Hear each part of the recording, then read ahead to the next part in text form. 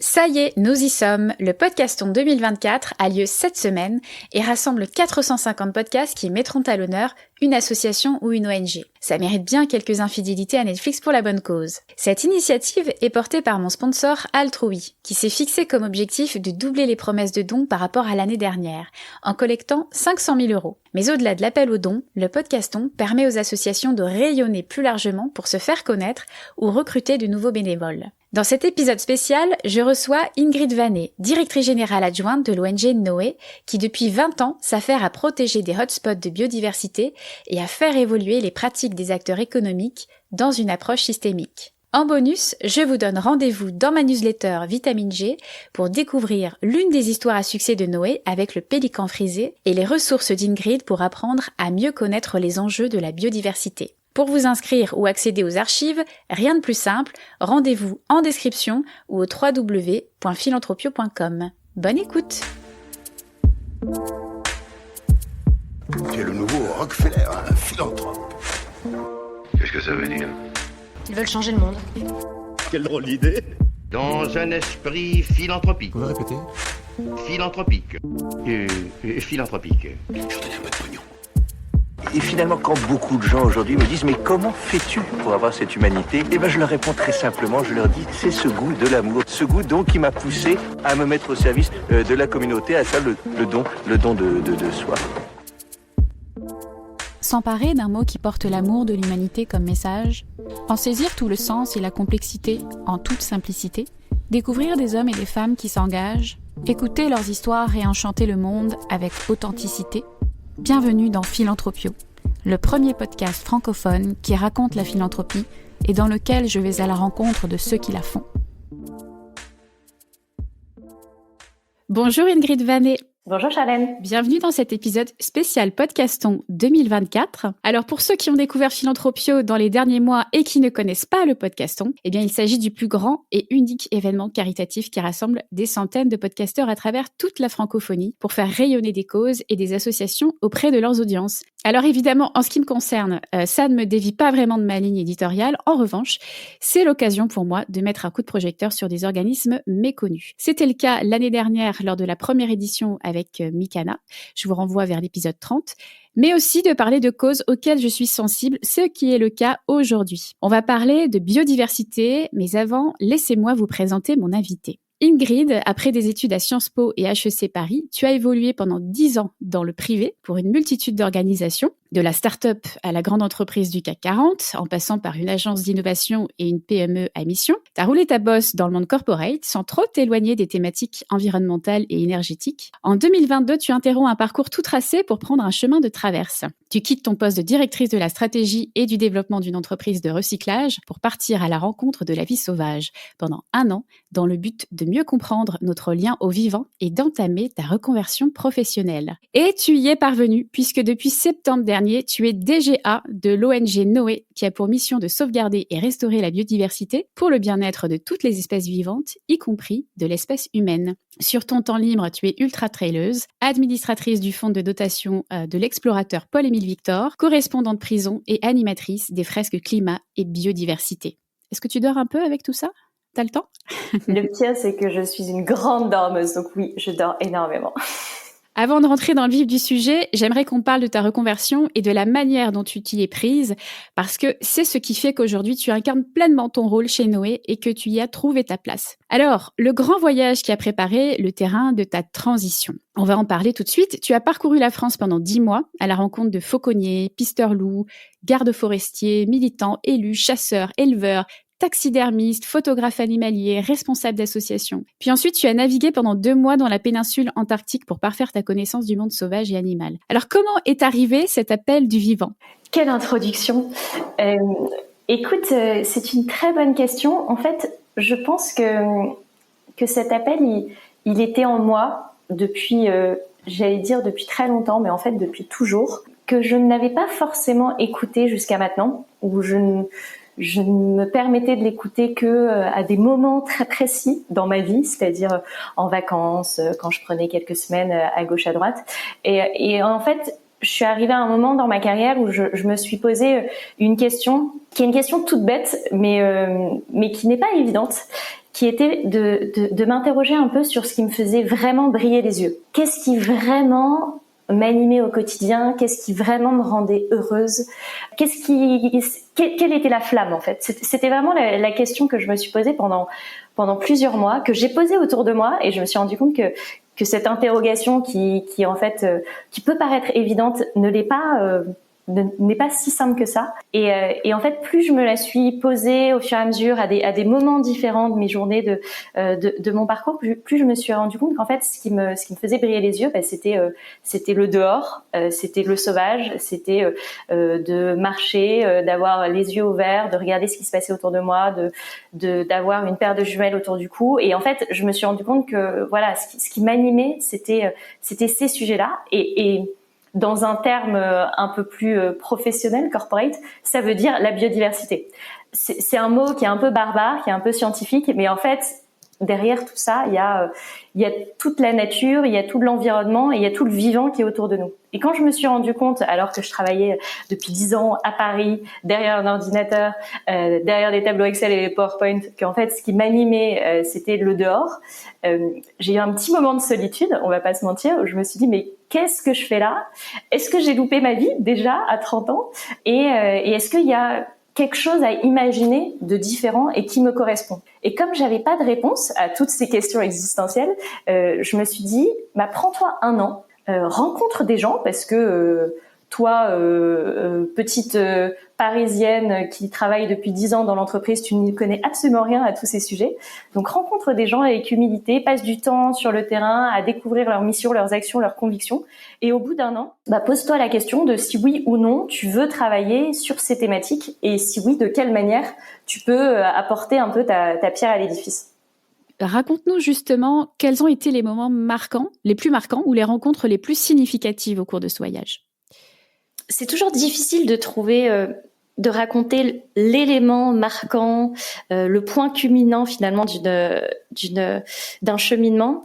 Je dirais que ce qui a été très intéressant dans la démarche, en fait, moi, ce que je cherchais à faire, c'était de mieux comprendre le rapport que les humains entretenaient avec le monde sauvage en général et l'animal sauvage en particulier. C'était vraiment quelque chose qui me fascinait et qui me fascine toujours, de questionner notre rapport à l'altérité, parce que évidemment un animal sauvage, c'est quelque chose et quelqu'un de différent de nous. Ça questionne aussi notre rapport au temps, notre rapport à l'espace, notre capacité à laisser de la place à l'autre. Enfin, en fait, quand on s'interroge sur le lien qu'on a avec le sauvage, on s'interroge sur notre humanité. C'est pas moi qui le dis, c'est Romain Gary dans Les Racines du ciel, donc je ne fais que du copier-coller de ce qu'il raconte, en le disant beaucoup moins bien que lui, évidemment.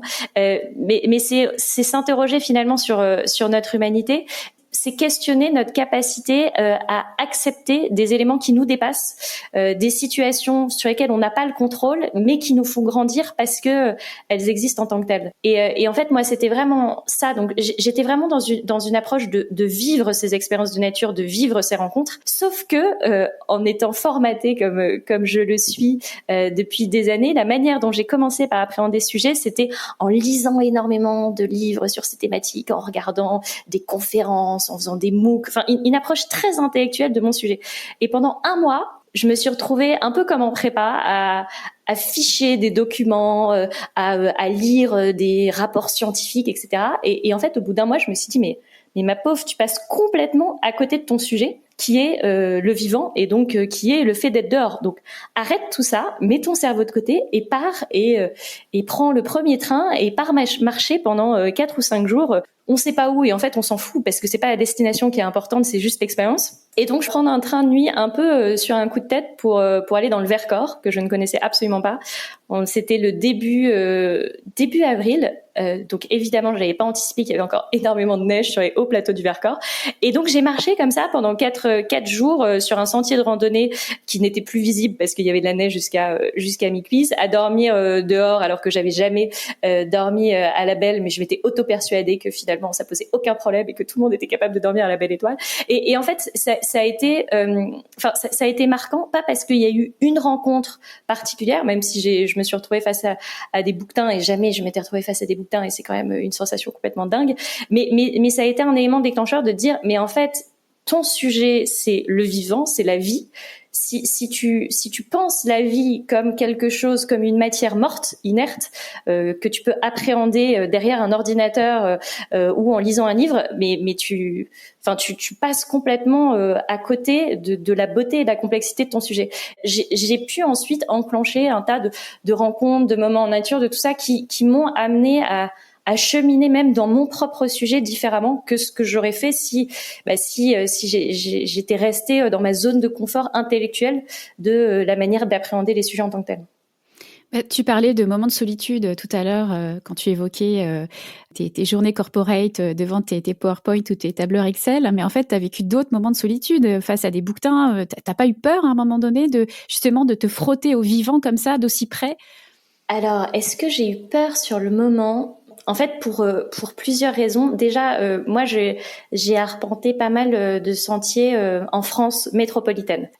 En France métropolitaine, il faut savoir que malheureusement, on a quand même très peu de grands prédateurs et que la probabilité de se retrouver face à un animal, déjà face à un animal sauvage, elle est assez faible parce que on a un historique de chasse sur notre territoire qui fait qu'en fait, un animal sauvage, quand il te voit, la première chose qu'il fait, c'est qu'il part en courant à l'autre bout de la plaine ou de la forêt, parce que évidemment, toi, tu es perçu comme une menace de vie ou de mort sur lui. Donc, en fait, tu rencontres assez peu d'animaux, et quand tu les rencontres, c'est pas des animaux qui menacent ta vie. Et ça, je pense que c'est une première barrière à faire tomber, c'est que la plupart des personnes, quand je leur disais que j'allais, bivouaquer en forêt, en montagne, le premier sujet, mais t'as pas peur? Et en fait, il faut essayer de questionner cette peur. Peur de quoi? En fait, de quoi on a peur? On a peur de la solitude, on a peur du noir, on a peur de la forêt, parce que derrière on a des imaginaires, parce qu'on a lu des livres, parce que quand on était petit, on nous a raconté le petit chaperon rouge, mais en fait, tout le sujet, c'est de questionner nos modèles mentaux, parce que ce sont ces modèles mentaux, en fait, qui nous enferment dans une perception que l'altérité, que ce qui n'est pas dominé, est dangereux, et donc qu'il faut désherber, qu'il faut bétonner, qu'il faut maîtriser, qu'il faut agencer. Et en fait, ça dit aussi un rapport qu'on a au monde et une perception qu'on a du monde qui est complètement biaisée, en tout cas qui n'est qu'une perception. Et donc moi j'interroge aussi beaucoup, et je m'interroge beaucoup sur pourquoi la peur. La peur, elle a beaucoup de positifs. Il faut avoir peur. Il y a des moments où la peur c'est un signal qui permet d'agir ou de ne pas agir. Mais peur de quoi? Et est-ce que cette peur dans des environnements en nature, elle est légitime? Moi, je dis souvent en rigolant. Je vis à Paris. Parfois, j'ai plus peur quand je rentre chez moi à pied le soir après une soirée que en me baladant toute seule dans le Vercors ou au fin fond des Pyrénées. Donc, c'est aussi de retrouver un petit peu quel doit être notre rapport à notre écosystème, notre place dans cet environnement. Et en fait, quand on s'y sent bien, ce sentiment de peur qui est diffus, il s'amenuise au fur et à mesure. Et justement, pour parler un petit peu de l'avant et de l'après, comment tu résumerais la façon dont cette expérience personnelle a influencé ton approche de la conservation et de la biodiversité?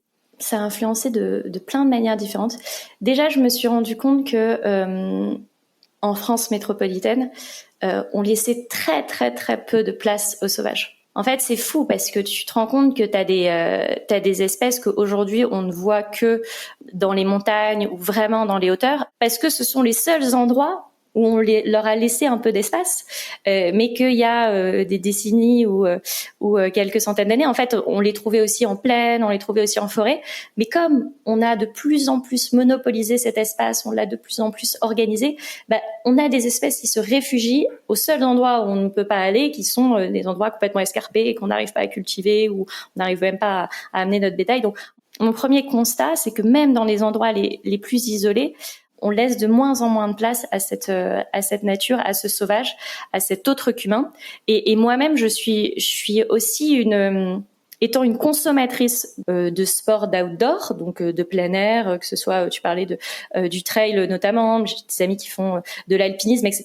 On va aussi de plus en plus loin dans notre quête de nature sauvage, de tout ça, et donc on contribue nous-mêmes à potentiellement détériorer ou des espaces de nature, ou bien à grignoter sur des espaces qui étaient nécessaires pour certaines espèces qui ont besoin de cadres sans humains. Donc, en fait, un des premiers éléments, c'était vraiment ça, de constater qu'on laisse très peu de place à l'autre, qu'on a beaucoup de mal à accepter ce qu'on ne comprend pas, et qu'on a beaucoup de mal aussi à accepter la concurrence, et donc la prédation, et donc les grands prédateurs. Et ça, c'est assez fou. Et moi qui ai une approche business, oui, en business, on n'aime pas les concurrents. C'est casse-pied, c'est embêtant. C'est quand même vachement plus sympa d'être en monopole. On va pas se mentir. On peut augmenter nos prix, on peut augmenter nos marges. On n'a pas d'entreprises qui viennent grignoter un petit peu ce qu'on fait ou nous challenger. Mais c'est aussi dans ces situations-là de monopole que on s'endort, que on oublie d'innover, et donc à un moment, pour des raisons X ou Y, on s'écroule. Et en fait, pour moi, le rapport qu'on a aux prédateurs, c'est le rapport qu'on a face à la concurrence, parce que on se retrouve face à des espèces vivantes différentes de nous, qui viennent grignoter nos territoires, qui viennent s'approprier certaines de nos ressources, et on n'aime pas ça, et c'est humain de pas aimer la concurrence. Et donc, ce qui est intéressant, c'est que dans l'approche du monde sauvage, la manière dont on répond à la concurrence, c'est la destruction. C'est on va exterminer le concurrent. Dans le monde business, c'est pas très toléré, en fait, d'exterminer son concurrent. On n'a pas trop le droit. On a des lois qui empêchent les monopoles, etc. Et donc, moi, ça m'amuse toujours de créer des liens entre notre relation à la société, notre relation au monde sauvage, notre relation à l'entreprise, qui est un milieu que je connais très bien, et pourquoi est-ce qu'il y a des choses qui nous paraissent complètement évidentes dans notre prédation face à la nature, qui sont pas du tout acceptées et tolérées dans notre société, et est-ce qu'il n'y a pas des choses qu'on devrait faire évoluer? Donc c'est un peu tous ces éléments-là qui ont peut-être évolué au fur et à mesure de mon cheminement. Et les 2 mois que j'ai passé en Antarctique, donc sur un voilier, là c'était un rapport à la nature qui est très différent, parce que à l'inverse de la France métropolitaine, tout le territoire est complètement quadrillé, maîtrisé, agencé. En Antarctique, vous êtes sur un territoire qui n'est pas un territoire fait pour les hommes.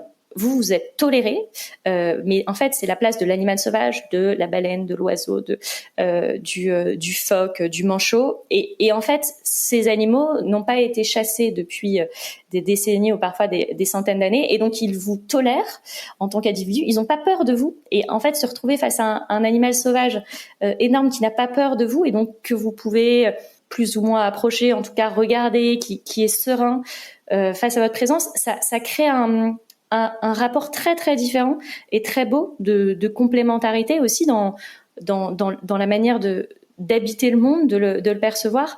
Ça challenge aussi notre capacité à être humble face à l'autre, parce que dans ces environnements-là qui sont complètement hostiles, nous on y vient en tant que passagers, on y reste quelques jours, quelques semaines parfois, les scientifiques un peu plus longtemps, mais on n'est pas chez nous. Et donc on est toléré, on est accueilli, mais la relation se fait de manière respectueuse si on n'a pas l'intention de coloniser cet espace. Et donc je trouve aussi que dans la perception plus globale du lien à notre travail dans la conservation, c'est aussi des éléments qui sont intéressants à prendre en compte. Les parallèles que tu dresses entre le monde de l'entreprise et le monde du vivant, je trouve ça vraiment, vraiment intéressant. Et qu'est-ce qui t'a motivé à faire le saut dans le non-profit après cette expérience ? Alors, c'est assez rigolo parce que je ne cherchais pas forcément à rejoindre une ONG. Moi, ce que je voulais, c'était mettre mes compétences au service de la préservation du vivant. C'était vraiment ce qui m'animait. Et après, la forme juridique ou le format de travail m'importait peu. Et donc, en fait, qu'est-ce qui m'a amené au non-profit ? C'est un peu le hasard, c'est un peu des rencontres, et c'est un peu parce que, heureusement ou malheureusement, je sais pas, aujourd'hui, les acteurs qui sont les plus engagés, les plus convaincus et qui ont l'impact le plus important sur ces sujets-là, ce sont des ONG. Donc, ça s'est fait en fait assez naturellement parce que j'avais envie de travailler sur cette cause qui m'était chère et parce que j'ai eu l'occasion de rencontrer le fondateur de Noé, donc l'ONG que j'ai rejoint il y a 6 mois, que on s'est bien entendu, qu'on a eu envie de travailler ensemble et que je me suis dit tiens, ça pourrait être une très belle aventure, et qu'il y avait déjà voilà une expérience de 20 ans de l'association sur ces sujets, donc je savais aussi que je rejoignais un collectif de gens passionnés et des projets qui avaient fait leurs preuves aussi par le passé. Et ça, c'était aussi important pour moi. Ouais, donc c'est en fait l'histoire d'un coup de cœur et d'une rencontre surtout. Ouais, tout à fait. Parle-nous de la mission de cette ONG et des projets que vous menez en France et à l'international. Notre mission, c'est vraiment de préserver et restaurer la biodiversité. Alors, on parle de biodiversité parce que, comme je le disais tout à l'heure, c'est le terme un peu sérieux, un peu scientifique, mais en fait, derrière... Finalement, c'est la nature, les écosystèmes, le vivant. Enfin, chacun met un peu le mot qui lui convient. Et on fait ça au travers de 2 piliers.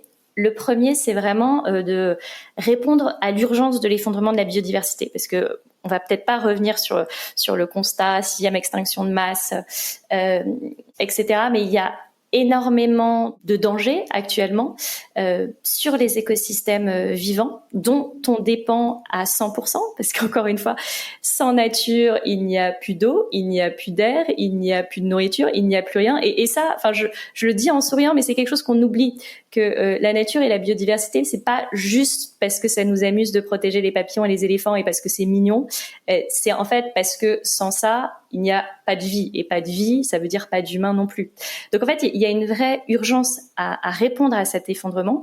Et donc nous, ce qu'on fait, c'est notre premier pilier, c'est qu'on gère des espaces naturels, essentiellement en Afrique, pour proposer finalement une approche concrète pour répondre à l'objectif de la COP15, donc de 30% d'aires protégées à horizon 2030. Donc on a une grande partie de nos équipes qui travaillent justement à la lutte contre la déforestation, pour le réensauvagement des espaces, pour la régénération des écosystèmes dans des hotspots de biodiversité aujourd'hui en Afrique. Et donc, le but, c'est de laisser plus de place à la nature pour permettre à cette nature de produire les services écosystémiques dont on dépend directement. Et le deuxième pilier, qui est pour moi aussi important que le premier, ça embrasse une approche plus systémique. C'est de dire qu'en fait, ce dont on a besoin, bien sûr, c'est de répondre à l'urgence, mais c'est aussi de faire évoluer les pratiques.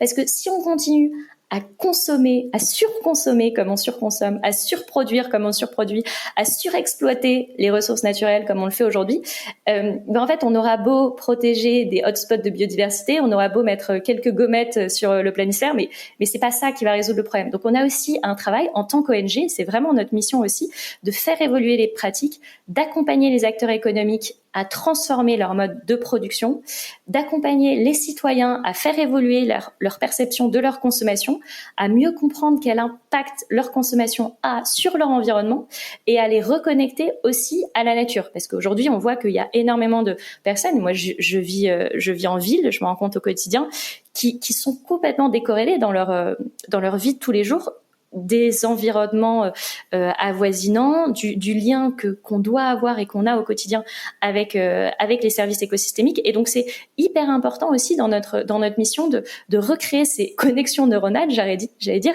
pour que dans nos actions au quotidien, quelle que soit notre place dans la société, on ait ces éléments en tête et donc on agisse pour infléchir finalement nos modes de consommation et de production, en tenant compte des impacts sur la biodiversité. Donc c'est vraiment ces 2 piliers-là, répondre à l'urgence en gérant des espaces et puis avoir une approche plus systémique en faisant évoluer les pratiques des acteurs économiques. Je vais juste compléter un petit peu ce que tu viens de dire, Ingrid, parce que vous menez, effectivement, on l'a compris, beaucoup de projets à travers ces 2 piliers-là. Sur le premier pilier de préservation et de conservation de parcs en Afrique, il faut préciser que vous êtes la seule ONG française à avoir noué des partenariats publics-privés à long terme pour la gestion de ces parcs en Afrique. Donc long terme, on parle de mandats de 15 à 25 ans. Donc c'est ce qui fait vraiment votre unicité. Et sur le volet action systémique pour changer les mentalités, changer les approches, notamment à travers le développement de filières pro-biodiversité avec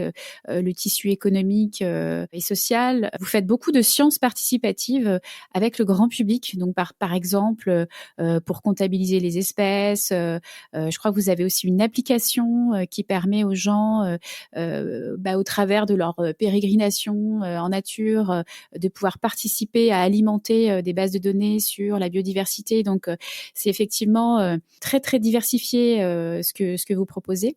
Alors, chez Noé, vous avez coutume de dire que la biodiversité est méconnue, menacée et méprisée. Méconnue, car nous n'avons identifié qu'une faible partie de tous les êtres vivants sur Terre. Menacée, car on estime qu'une espèce vivante sur 8 est aujourd'hui menacée de disparition. Et méprisée, car nous accordons trop peu de place à la nature, à sa préservation et à sa restauration. Je vais juste citer quelques chiffres de l'érosion de la biodiversité. Comment je le sais? Parce que j'ai fait un don à Noé. Comme vous faites très très bien les choses, vous m'avez embarqué dans un cycle d'emailing et le tout premier email de bienvenue me présentait justement ces chiffres sur l'érosion de la biodiversité. Alors, il faut savoir qu'en 30 ans, les populations d'oiseaux en France ont chuté de 30%. 30% des colonies d'abeilles disparaissent chaque année en France. 40% du plancton a disparu des océans en 60 ans. 13 millions d'hectares de forêt disparaissent sur la planète tous les ans. Ça représente un quart de la France. Et en 40 ans, les populations animales de vertébrés ont chuté de 60%. Donc tout ça est quand même assez vertigineux. Alors c'est sûr que c'est des chiffres qui peuvent rester assez abstraits pour certaines personnes. Mais toi qui le vis un petit peu au quotidien, qu'est-ce que tu peux nous dire qui nous permettent de peut-être de rendre ces chiffres moins abstraits pour le commun des mortels, quoi, pour le grand public?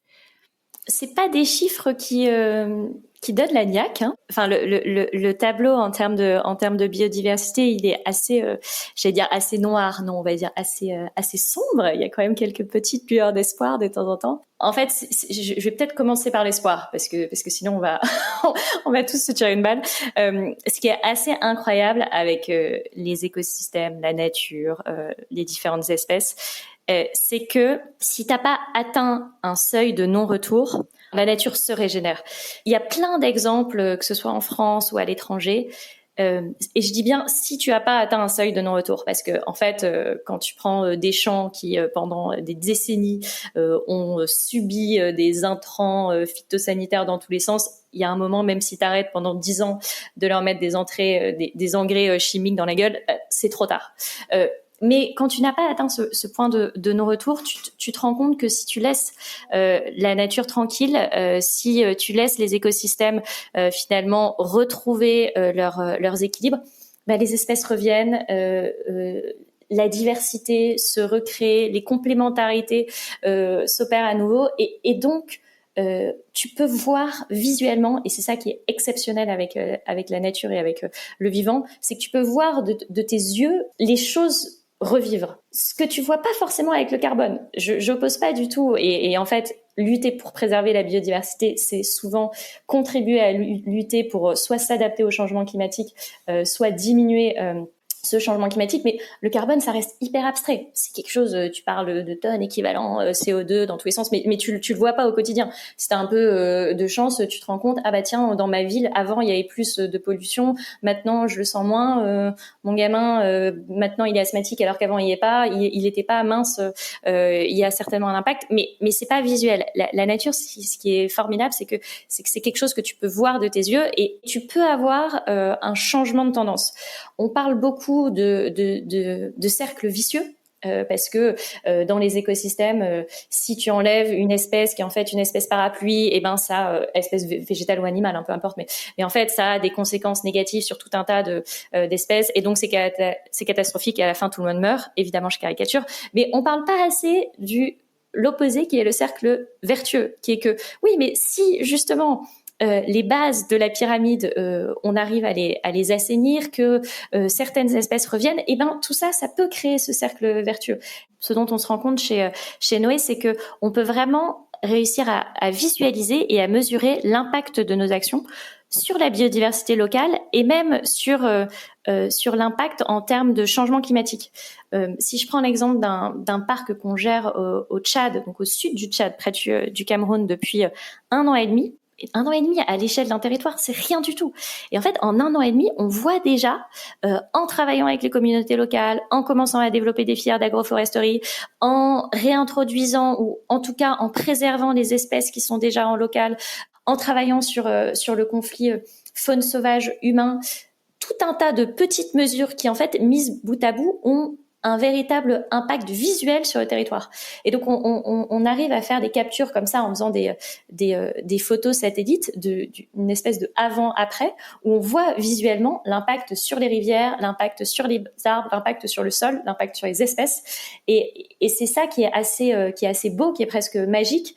On se rend vraiment compte aussi, et d'un point de vue même pratico-pratique, dans une approche très agile, des méthodes d'action ou d'inaction qui fonctionnent et qui fonctionnent pas, et donc qui permettent de régénérer ces écosystèmes pour pouvoir nous fournir en services écosystémiques. C'est une approche qui peut, qui est assez parcellaire, parce que là on a une approche de la nature qui est presque utilitariste, qui n'est que, on va dire, un aspect de la démarche, mais il faut pas oublier encore une fois que sans cours d'eau qui sont sains, c'est des populations qui dépendent de la pêche qui ne peuvent plus se nourrir, sans filières d'agroforesterie qui sont développées, ce sont des populations qui peuvent plus survenir à leurs besoins, sans arbres, c'est des îlots de fraîcheur qui n'existent pas. Donc c'est tous ces éléments mis bout à bout qui permettent d'accroître la résilience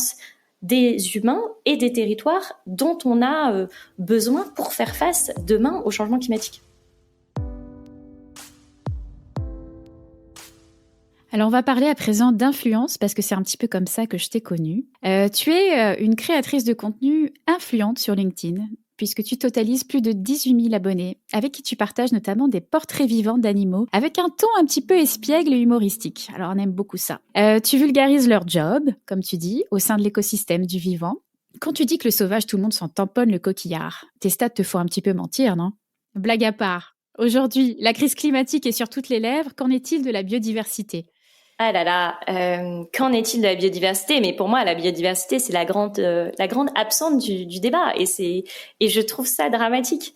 Je suis très heureuse qu'on commence enfin, depuis quelques années quand même, à parler du changement climatique, de l'empreinte carbone, du bilan carbone, que les entreprises, les États, tout ça se mobilisent sur ces sujets.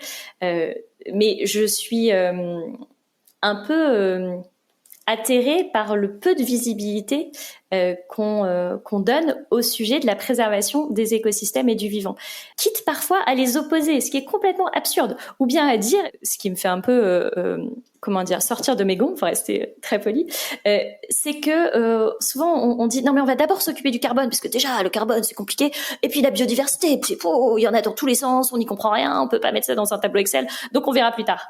Et en fait, je pense qu'il n'y a pas meilleure manière de se planter que de dire ça, parce que évidemment la biodiversité c'est complexe, parce qu'en fait la vie c'est complexe, donc oui, on est d'accord là-dessus, mais que si dans les limites planétaires, en fait, pour résoudre un problème, on ne fait que transvaser sur une autre limite planétaire, ça ne résout absolument pas le problème. Il y a des espèces de vases communicants. On a l'habitude dans nos modes de pensée occidentaux de fonctionner par silos, en se disant ok, on va commencer par le problème A, et quand on aura fini au problème A, on gérera le problème B.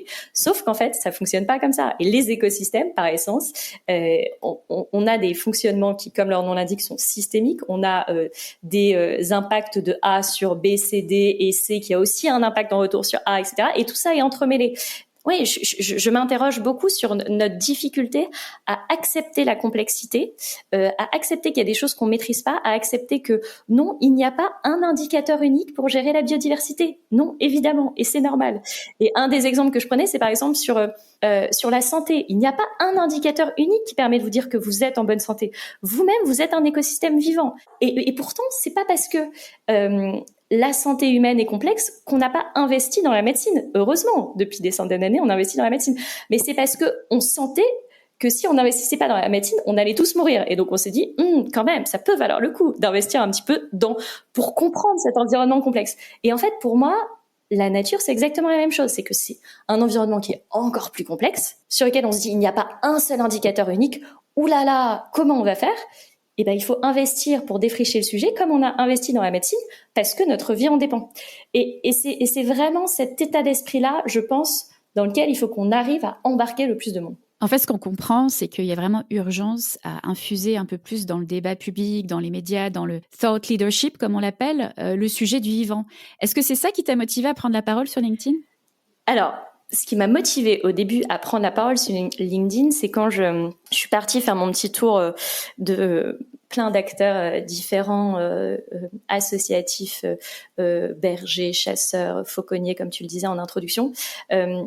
Et j'avais quelques amis qui regardaient un peu mes pérégrinations en rigolant et qui disaient oui, enfin en fait elle est partie en vacances et de toute façon on sait pas trop ce qu'elle fait, mais je pense qu'elle doit pas faire grand chose. Et donc j'ai juste eu envie au début de poster des éléments juste pour montrer que je rencontrais des gens qui étaient intéressants, qu'il y avait des choses très chouettes que je faisais, mais en me disant que de toute façon ça n'allait intéresser personne, mais que ça ne posait pas de problème. C'était plus une espèce de pied de nez à mes amis qui me disaient en taquinant que je passais juste mon temps à me balader sur les sentiers et à me la couler douce. Et en fait, de fil en aiguille, ce qui est assez rigolo, c'est que j'ai eu pas mal de retours. Alors d'abord d'amis, de collègues, d'anciens collègues et autres qui m'ont dit que ça les intéressait et que ça leur faisait du bien d'avoir ces touches plus de vrai, de spontané, de nature, de tout ça sur un réseau professionnel qui n'est pas connu pour son côté extrêmement vivant, on va pas se mentir. Et donc en fait après j'ai continué, mais en me disant, de toute façon, moi, ça m'amuse. Moi, j'aime bien écrire. J'ai toujours beaucoup aimé écrire. Ça m'amuse. Écrire des articles, ça me permet de me renseigner sur ces sujets aussi. Et donc, ça s'est fait de manière assez naturelle. Et sans aucune stratégie. C'est-à-dire que de temps en temps, il y a des gens qui me demandent, mais alors comment t'as fait ? Mais pourquoi t'écris plutôt ça et ça ? Et à quel moment tu publies ? Et qu'est-ce qui est le mieux par rapport aux stats ? Et en fait, moi, mon retour, c'est quand il y a un sujet qui m'intéresse, que j'ai un peu de temps, que je suis énervée, je prends 1 heure. En général, je poste le lundi parce que en général, c'est le dimanche soir que j'ai un peu de temps. Et j'écris et c'est tout. Et c'est juste comme ça. Donc en fait, sans aucune stratégie, juste en disant ce que j'ai envie d'écrire et en le faisant de manière rigolote, parce que je trouve qu'il y a suffisamment d'informations qui sont angoissantes ou de posts d'autopromotion qui sont insupportables. C'est comme ça en fait que les choses se sont faites assez naturellement. Oui, j'avoue qu'effectivement, c'est assez disruptif sur notre fil LinkedIn. Et en même temps, ça fait du bien. Ça fait du bien parce que au-delà du caractère instructif de tes posts, parce que bon, le fond est quand même très sérieux, la forme, elle est super rafraîchissante, quoi. Moi, c'est comme ça que je t'ai découverte et je me suis dit, il faut absolument que j'enregistre un truc avec cette nana parce que déjà, la personnalité transparaissait à travers tes posts. Effectivement, tu soulevais aussi des sujets qui m'interpellaient beaucoup, puis on va y revenir. Donc, en tout cas, bravo parce que ça démontre que LinkedIn n'est pas seulement un réseau B2B et que tous les sujets ont leur place. On commençait à le voir déjà avec le réchauffement climatique, etc. Beaucoup de gens prennent la parole sur ce sujet-là, mais il manquait la petite touche de biodiversité et c'est toi qui l'as apporté. Alors bon, j'espère que cet épisode t'amènera des centaines d'abonnés supplémentaires. En tout cas, tu le mérites. Alors justement, j'aimerais qu'on s'attarde sur quelques-uns de tes posts pour parler de discrimination du secteur à but non lucratif par rapport au monde de l'entreprise. Et toi, tu es bien placé pour en témoigner puisque tu as pratiqué les 2 camps. En fait, la manière dont je t'ai découverte, c'est à travers ton post « Vie ma vie » de DGA, qui démystifie un petit peu les frais de gestion.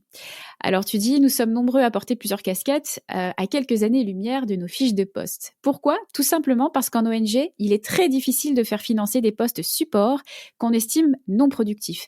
Et ça, c'est un vrai problème. Alors, moi, j'aimerais dresser un parallèle avec un documentaire que j'ai vu assez récemment qui s'appelle « Uncharitable » de Dan Pallotta. Je ne sais pas si tu connais Dan Pallotta, mais c'est un peu une sommité dans le monde philanthropique américain. Et dans ce documentaire, à un moment donné, il dit « Pourquoi les charities n'ont pas changé le monde ? Eh bien, ce n'est pas ce qu'on leur demande. On leur demande de garder leurs frais de fonctionnement les plus bas possibles. » Mais je suis à 300% d'accord avec ce constat qui moi me surprend énormément, venant, comme tu le dis, du monde privé. Ayant travaillé à la Défense, où en fait la Défense à Paris, c'est des tours d'immeubles remplis de gens qui sont des fonctions support. Et donc en fait, je ne comprends pas pourquoi on demande aux ONG de fonctionner, enfin de trouver un modèle d'affaires qui puisse être plus efficace que les entreprises, plus pertinent, sans fonction support, alors que toutes les entreprises ont des fonctions support qui sont énormes parfois et qui sont surdimensionnées. C'est pas à moi d'en juger, mais en fait ça a été vraiment une interrogation et comme je suis nouvelle dans le dans le milieu, je peux me permettre de temps en temps des questionnements hyper naïfs et ce qui m'a ça m'a pas amusé, mais ça m'a surpris, ça m'a interrogé, c'est que suite à ce poste, il y a plein de personnes qui travaillent dans les ONG, mais depuis des années, qui m'ont dit mais oui, mais c'est catastrophique, mais c'est depuis toujours comme ça. Tout le monde fait comme si c'était normal, alors que ça l'est pas du tout. Et en fait, ce qui est fou, c'est que ça nous oblige à avoir des stratégies mais non, mais donc en fait ce qu'il faut c'est faire comme si il y avait pas des frais de fonctionnement et le passer sur d'autres lignes, etc. Mais en fait, je trouve que ça infantilise les associations, les ONG, les dirigeants d'associations et d'ONG, d'une manière qui n'est absolument pas constructive, parce que évidemment, si tout votre argent va dans les projets, et bien sûr l'objectif c'est que vos projets fonctionnent le mieux possible, mais qui est-ce qui paye les gens qui sont sur le terrain? Qui est-ce qui gère votre communication? Qui est-ce qui est à toutes les réunions avec les partenaires? Qui est-ce qui fait qui est dans les rendez-vous ministériels pour faire changer le monde? Qui est-ce qui travaille à votre communication, à votre collecte, à votre marketing? Enfin, c'est comme si quand vous achetez un produit, vous disiez en fait oui ça, ce casque de vélo, d'accord, donc je veux bien payer le matériel de construction, ça ouais d'accord, en revanche non, je veux pas payer le marketing, je veux pas payer la paye, je veux pas payer les locaux, je veux pas, c'est complètement absurde. Vous prenez tout le travail de cette entreprise qui a permis de la R&D jusqu'aux usines de production de sortir ce casque de vélo, et en fait je comprends pas. Encore une fois, comme je suis nouvelle, je peux me permettre de poser ce genre de questions débiles, mais je ne comprends pas pourquoi ça devrait fonctionner de manière différente dans des associations, et pourquoi une ONG dont la mission, si la mission c'est de planter des arbres, ne devrait financer que des petits arbres qui sortiraient tout seuls de la pépinière avec leurs petits pieds, leurs petites racines, qui iraient tout seuls creuser des trous, qui se planteraient tout seuls et qui s'arroseraient. À quel moment on s'est dit que c'était un bon modèle de fonctionnement? Et ça vraiment, ça m'interroge. Ouais, c'est dingue, parce que ça a vraiment la peau dure, cette espèce de mythe, y compris parfois au sein des conseils d'administration. C'est vraiment, c'est presque inquiétant, quoi. Parce que bon, comme tu dis, les programmes ils roulent pas tout seuls. Le deuxième post qui m'a fait réagir, c'est un post sur l'impact qu'on a tout le temps sur les lèvres. Tu dis, je rêve du jour où le Chief Impact Officer sera remplacé par le Chief Leave No Trace Officer. Pourquoi t'en peux plus de la recherche de l'impact à tout prix? C'est un sujet qui est hyper touchy, parce que évidemment, on veut quand on fait quelque chose que ça ait le plus d'impact, dans le sens où on veut que notre action génère des bénéfices positifs, en tout cas génère quelque chose sur notre environnement.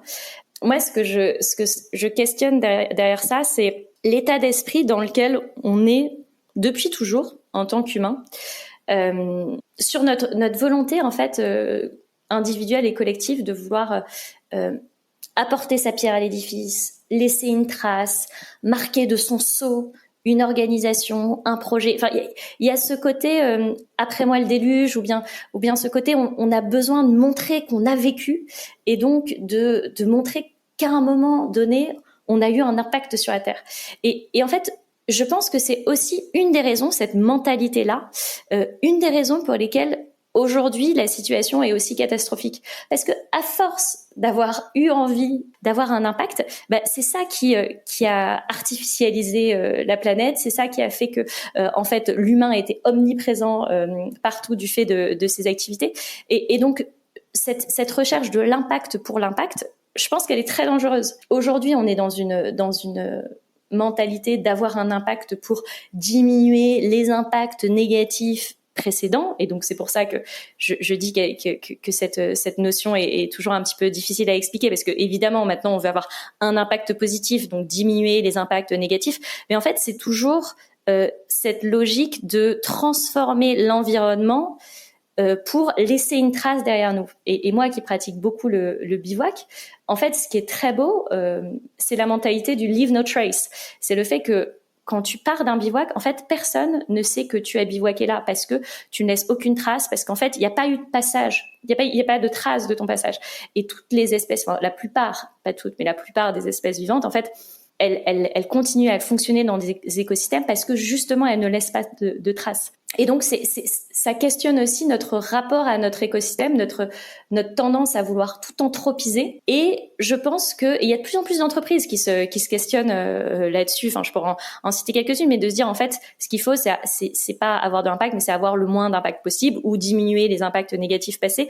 Mais en tout cas, de questionner cette volonté toujours de montrer qu'on a été là, de montrer que notre passage sur Terre a permis quelque chose ou autre chose. Et en fait, non, si ce qu'on veut, c'est permettre aux générations suivantes de vivre, ce qu'il faut, c'est qu'on ait le moins d'impact sur ces écosystèmes-là.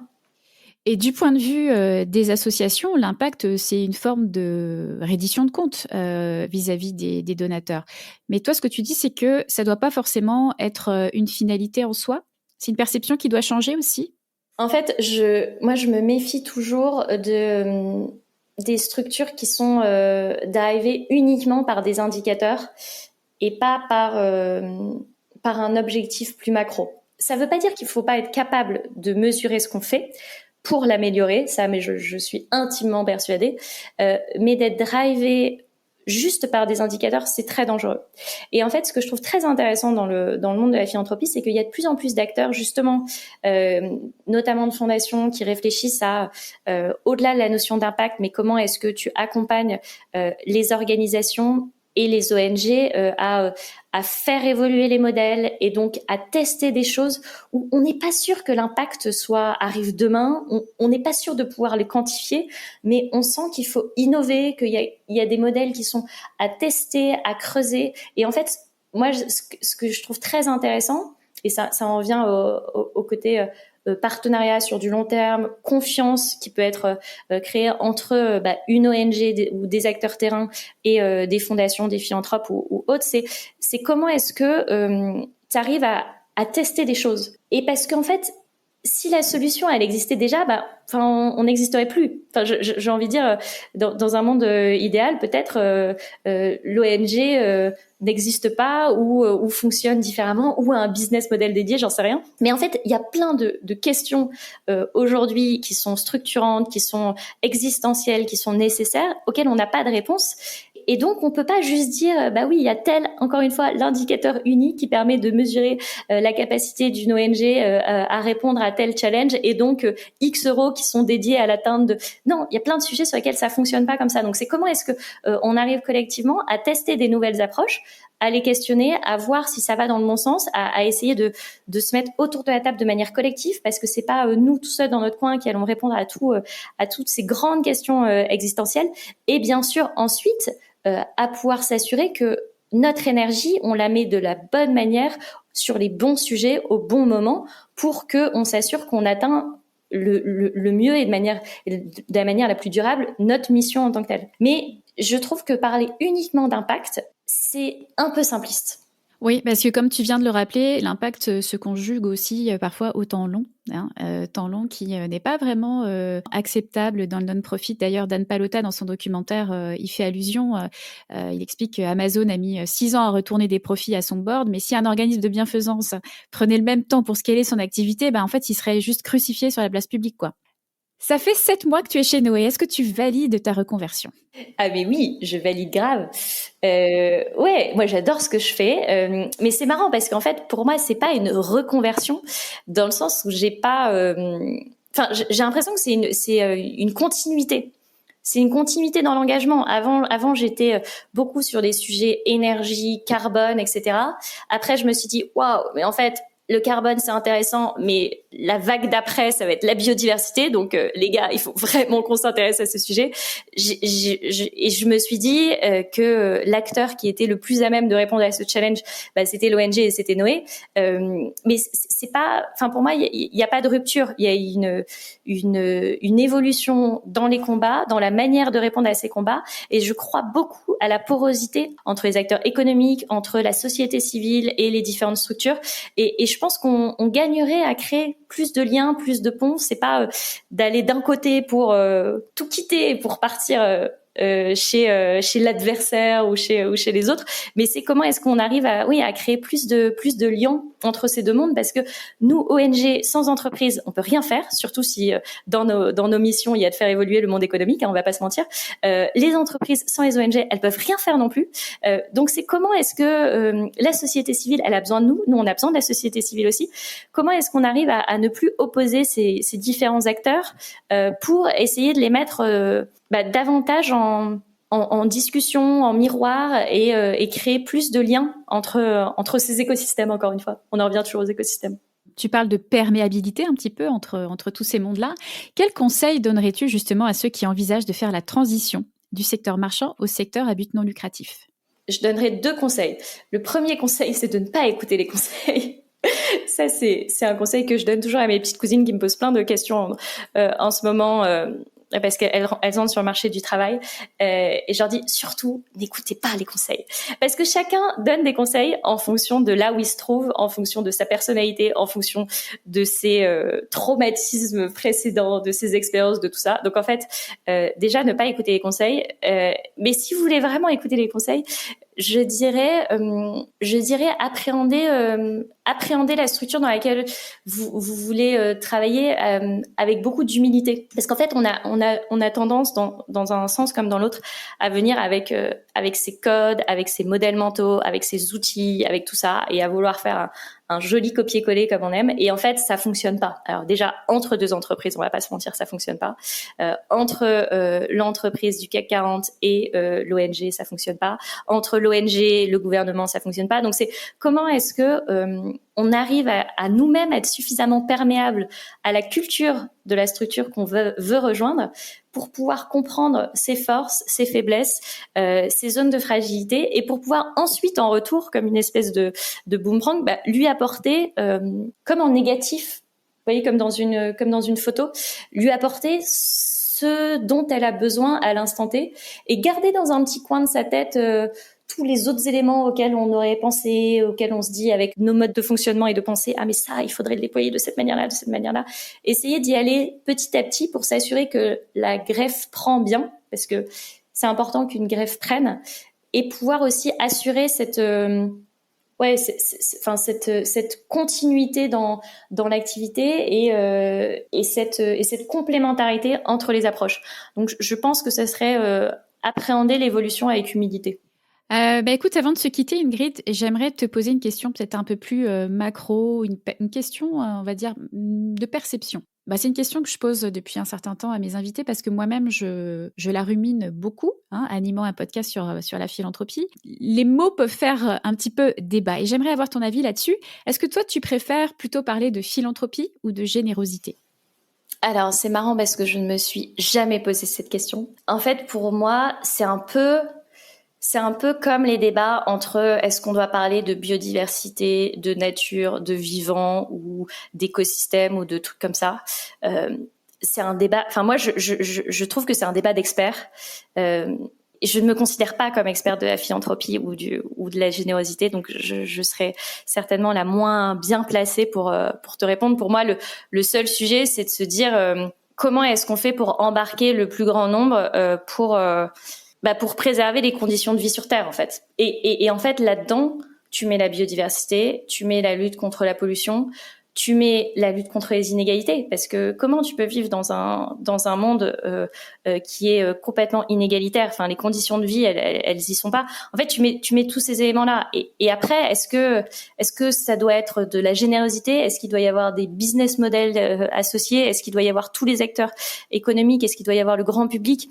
J'en sais rien. Mais moi, je pense que c'est plus de cette manière-là que j'appréhende ce sujet. J'ai aucune idée de est-ce qu'il faut parler de philanthropie, de care ou de générosité, mais plutôt comment est-ce qu'on met tout le monde autour de la table pour s'assurer que dans 30 ans, nos modèles soient suffisamment pérennes et au sens large, pas que sur la thématique de la biodiversité, pour qu'on puisse continuer à exister et si possible à bien exister. Bon, écoute, ça clôt merveilleusement bien cet épisode. J'espère qu'il vous aura donné envie d'aller voir de plus près ce que fait Noé et bien sûr de soutenir l'association par un don à la hauteur de vos moyens. Si vous faites un don en ligne directement sur le site de Noé, n'oubliez pas de préciser en commentaire que c'est dans le cadre du Podcaston 2024. Ça permettra aux organisateurs de totaliser les dons effectués au cours de l'opération. Et juste un dernier point, Noé, donc c'est noe.org. Le site internet. Tu fais bien de le préciser. Évidemment, je mettrai tous les liens en description de l'épisode. Ce sera possible, je le précise également, de faire un don en passant directement par le site du podcaston.org. Mais en tout cas, sachez que si vous le faites directement, ce serait bien de mettre un petit mot d'encouragement déjà, parce que c'est toujours apprécié, et de mettre aussi comment vous avez découvert l'association, en l'occurrence à travers cet épisode. Merci et à bientôt, Ingrid. Merci, Charlène. À bientôt. Merci beaucoup d'avoir écouté Philanthropio. Vous avez aimé l'émission ? Dites-le moi avec 5 étoiles et des commentaires sur l'application Apple Podcast. Vous pouvez retrouver également tous les épisodes sur philanthropio.com. Si vous souhaitez réagir, écrivez-moi à charlène@philanthropio.com. À bientôt pour dérouler le fil de nouveaux récits.